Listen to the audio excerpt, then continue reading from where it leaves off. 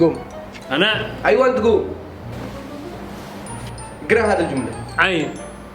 باليمني. عين. باليمني. عين. اكسر الياء. عين.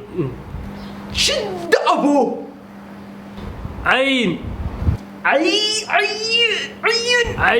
عين. صح. صفقة يا شباب. وش معناتها؟ انظر، ابصر، تشحور، تشاحر، كل مكان وله لهجته. أهم شيء عرفتم المغزى. الآن كل واحد يدي لي منكم مثل اسمع أنت جس معاه. قد تخرجت أنا. جس. أنت لو قد تخرجت. كل واحد يدي مثل عندك. كيف؟ يعني دخله في جملة مفيدة، أي شيء جملة مفيدة دخل الكلمة هذه. أي أنت أروى تذهب إلى البقالة.